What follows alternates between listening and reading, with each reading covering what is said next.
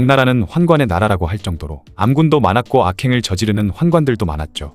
그런데 그중 가장 널리 알려져 있기도 하고 황제보다 더 강력한 권력을 휘두르던 환관도 있었습니다.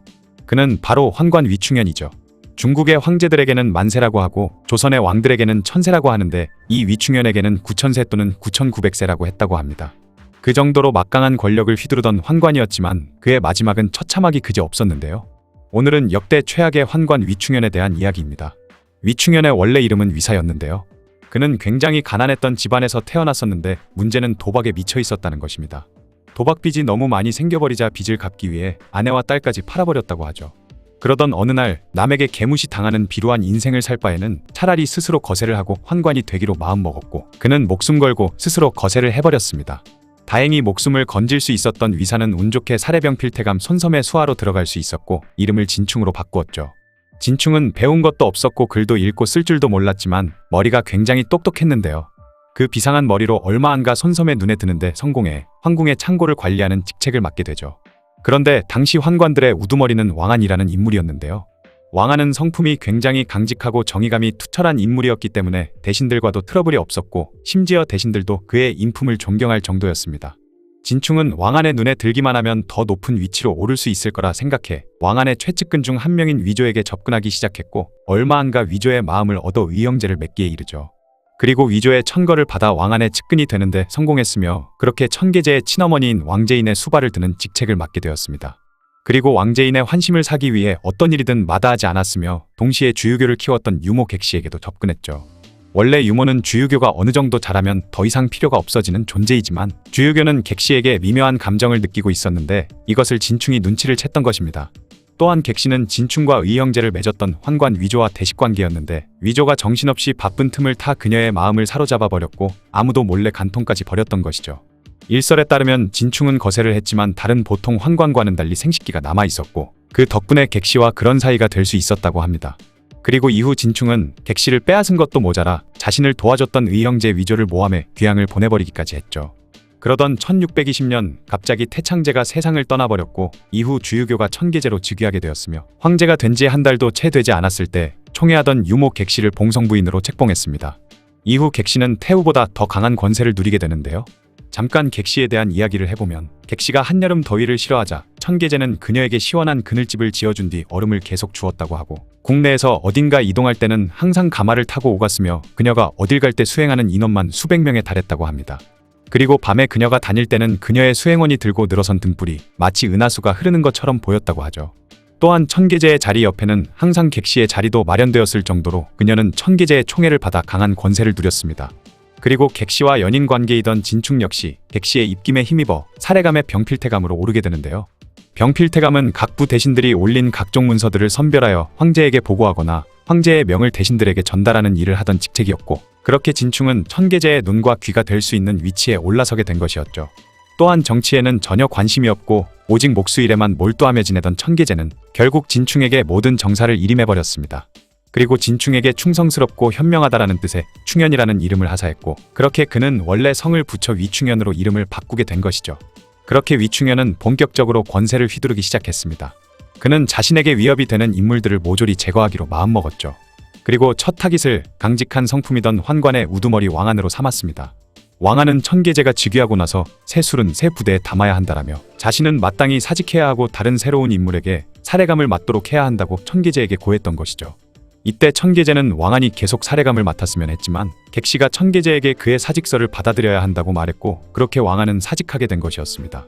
그리고 곧바로 위충현은 자객을 보내 그를 죽여버리고 말았죠. 또한 천계제는 위충현의 조카를 황제와 황궁을 지키는 금이군의 책임자 직책인 지휘첨사로 임명했는데 그때부터 위충현은 군대까지 장악하다 보니 더 강력한 권력을 휘두르게 됩니다. 위충현은 금이군의 전력을 강화한다는 핑계로 몰래 황궁에서 사병 1만 명을 조련했으며 이후 동창의 수장까지 맡게 된 위충현은 감찰과 수사를 포함해 체포와 신문, 심지어 처벌까지 가능하게 되면서 백성들 뿐만 아니라 대신들, 심지어 황족들까지 그의 권력에 두려움을 느꼈을 정도였죠. 당연히 그는 매관매직과 뇌물수수 등 온갖 악행을 다 저질렀고 그의 만행과 국정농단을 참을 수 없었던 독림당 대신들은 천계제에게 위충현의 죄상들을 열거하며 그를 처벌해야 한다고 간청했습니다. 하지만 천계제는 별다른 답이 없었고 대신들의 상소에 놀란 위충현은 천계제의 조서를 위조해 그들을 모조리 잡아들인 뒤 혹독한 고문을 가했죠. 그러자 1624년 6월 좌부도어사 양년이 위충현의 24가지 대죄를 상세히 밝힌 상소문을 올렸습니다. 심지어 양년의 상소문에는 천계제 자식들의 의문스러운 죽음에는 위충현과 객씨가 연루되어 있다는 내용까지 들어가 있었죠. 자칫 잘못하면 대역죄로 다스려져 목이 여러 개라도 부족할 판이었습니다. 심상치 않은 분위기의 위충현은 얼른 천계제에게 달려가 억울함을 호소했고 객씨 역시 그를 도와주었죠. 하지만 그를 읽을 줄 몰랐던 천계제는 위충현에게 양년의 상소문을 대신 읽어달라고 했고, 이에 위충현은 자신에게 큰 위협이 될 만한 부분은 읽지 않고 사소한 죄목만 읽어나갔던 것입니다. 그러자 천계제는 별일 아닌 일로 소란을 피운다며 양년을 꾸짖었고, 그렇게 다시 힘을 얻게 된 위충현의 피의복수가 시작되었죠. 위충현은 양년과 같은 당파이던 왕문헌을 만나 그에게 양년이 매관매직을 했다는 걸 자백하라고 겁박했지만 왕문헌은 그의 말을 끝내 거부했습니다.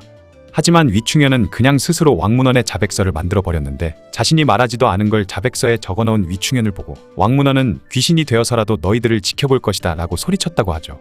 어쨌든 그들이 허위로 써버린 자백서를 근거로 결국 양년도 체포되고 말았고, 참혹한 고문을 견디지 못하고 세상을 떠나고 말았습니다. 하지만 독림당의 대신들은 지지 않고 계속 위충현을 탄핵하는 상소문을 올렸지만 천계제는 여전히 전혀 듣지 않았죠. 이에 기고만장해진 위충현은 정겨간 홍안한 이궁한 사건을 빌미로 독림당을 공격했고, 그렇게 자신을 탄핵하던 수십 명의 신하들을 관직에서 쫓아내버렸으며, 만경과 이며저라는 인물은 모함을 받아 체포된 이후 혹독한 고문을 이기지 못하고 죽어버리고 말았죠. 그러자 위충현의 권력에 겁을 먹고 그의 편이 되는 대신들도 많았는데요. 예부상서 고병겸은 자신보다 18살이나 어린 위충현에게 어르신의 양아들이 되고 싶었지만 어르신께서 허옇게 수염난 아들을 싫어하실까봐 제 아들을 손자로 삼아주셨으면 좋겠습니다 라고 하며 아버지로서 그를 모신다며 아부를 떨었다고 하죠. 그리고 이후 환관들이 만든 당인 엄당에 들어가 독림당 대신들의 명단을 위충현에게 건네주는 등 위충현의 권력에 무릎을 꿇었습니다. 그 외에도 위충현에게 찾아가 머리를 조아린 최정수라는 사람은 훗날 병부상서의 직책까지 맡았으며 독림당 인사들을 제거하는 데 가장 앞장서기도 했죠. 심지어 그를 좀 아는 환관들이 있었으면 좋겠다는 위충현의 말을 들은 최정수는 즉시 국자감으로 가 공부하고 있던 생원들을 잡아와 협박한 뒤 거세시켰고 환관으로 만든 후에 위충현 앞에 데려왔다고 합니다. 또한 절강순무로 있던 반여정이라는 사람은 위충현을 모시는 생사당을 건립해야 한다며 주장하는 동시에 전국에서 제일 먼저 위충현의 사당을 세웠으며, 이후 위충현에게서 떨어지는 콩고물이라도 얻어먹으려던 사람들은 너나 할 것 없이 전국 각지에 위충현의 사당을 세웠다고 하죠. 심지어 그를 공자처럼 모셔야 한다는 사람도 있었고, 만약 그의 사당에서 절하지 않는 사람은 처형당했습니다. 그 외에도 과교와 왕소희 등 수많은 신하들이 환관인 위충현에게 아부하고 충성을 바쳤으며, 그들은 양년, 좌광두, 원하중 등 독립육군자와 여러 반대파 신하들을 살해하거나 스스로 목숨을 끊도록 강요했죠. 그렇게 정적들을 모조리 숙청하고 조정 대신들까지 무릎 꿇린 위충현은 황제 다음 가는 권력을 손에 거머쥐게 되었습니다. 그는 동창의 정보망을 황족과 관리들 그리고 백성들까지 자신에 대한 비판을 하는지 감시하기 위해 사용했는데요. 어떤 술집에서 술에 취한 남자가 위충현의 험담을 하자 곧장 그를 잡아온 위충현은 친구가 보는 앞에서 자신을 험담한 남자의 가죽을 산채로 벗겨버린 뒤 죽였으며, 같이 온 친구에게는 큰 돈을 주고 풀어줬을 정도로 그의 정보력은 아주 높은 곳에서 아주 낮은 곳까지 면밀히 감시하고 있었던 것이죠. 또한 온갖 음모를 꾸미는 문관 5명을 5호, 꾸민 음모를 토대로 숙청을 자행하는 무관 5명을 5표라고 칭하며 위충현의 눈밖에 나는 자들은 이 5호 5표에게 잔혹하게 죽임당했습니다. 그렇게 명나라 조정의 내각이나 육부, 전국에 흩어진 지방관들까지 위충현 일당의 세력이 뻗어나가 있었으며, 이후 위충현은 자신에게 구천세라고 외치라며 요구하기까지 했습니다. 그가 어딜 지나갈 때는 수만 명의 수행원이 그를 따랐고, 길에는 백성들 뿐만 아니라 사대부들까지 엎드려 절하며 구천세를 외쳤다고 하죠. 심지어 위충현은 궁궐 내에서도 말을 타고 다녔고 천계제 앞에서도 말에서 내리지 않는 모습을 보이기도 했습니다. 이것은 얼마나 위충현의 권력이 무지막지하게 강했다는 걸 보여주는 예이기도 하죠. 하지만 화무 11홍 권불 10년이라고 그 강한 권력을 떨치던 위충현도 결국 내리막길을 가게 됩니다. 어느 날 천계제가 뱃놀이를 하다가 그만 물에 빠지게 되었고, 다행히 물에서 건져져 목숨만은 살았지만 이로 인한 후유증으로 시름시름 앓다가 얼마 안가 숨이 끊어지고 만 것이었죠. 그리고 이후 천계제의 동생이던 주유검이 숭정제로 즉위하게 되었습니다. 천계제가 숨을 거두었을 당시 위충현은 황제의 죽음을 숨기고 숭정제가 제위에 오르는 걸 막으려고 했지만 장왕후의 도움으로 무사히 주유검이 제위에 오를 수 있었죠. 숭정제가 새로운 황제에 올랐지만 위충현과 객씨의 권세는 여전히 매우 강력했고, 이미 조정은 위충현의 사람들로 가득 차 있었기에 섣불리 움직였다가는 오히려 숭정제가 당할 수도 있는 상황이었던 것입니다. 야사에 의하면 숭정제는 언제 위충현과 객씨에게 살해당할지 모르는 상황이었기 때문에 장왕후의 말에 따라 궁에서 주는 음식은 먹지 않고 몰래 궁 밖에서 들고 온 음식만 먹었으며 잘 때도 칼을 차고 잤다고 하죠. 그렇게 굉장히 위험했던 상황이라 숭정제는 위충현의 눈치를 보며 그의 조카에게 면사철권을 하사하기도 하고 엄당의 인물들에게 상을 내리기도 하는 등 자신도 허수아비 황제인 척 행세를 하며 조용히 때를 기다리고 있었습니다. 하지만 위충현의 만행을 보고만 있을 수 없었던 충신들이 하나 둘 위충현을 탄핵하기 시작했고 숭정제도 천계제처럼 마냥 위충현을 보호해주지는 않았기에 결국 위충현은 버티지 못하고 사직을 하게 되었죠. 숭정제는 그를 배려하는 척하며 고생했으니 고향에 내려가 평생 편하게 지내라는 말과 함께 그를 고향으로 내려가도록 명했습니다. 이때 위충현이 모은 재물이 얼마나 많았는지 그의 짐을 싸는 데만 꼬박 3일이 걸렸고 술에 40대의 금은보화가 가득 실렸다고 하죠. 그렇게 위충현은 베이징을 떠나게 되었는데 그가 뜨자마자 숭정제는 기다렸다는 듯이 체포령을 내렸고 이후 오호오표들도 모두 잡혀 들어왔습니다. 고향으로 내려가던 중 이 소식을 들은 위충현은 결국 스스로 목숨을 끊고 말았는데 그의 수레에 있던 재물은 모두 그의 하인들이 챙겨 도망쳤다고 하죠.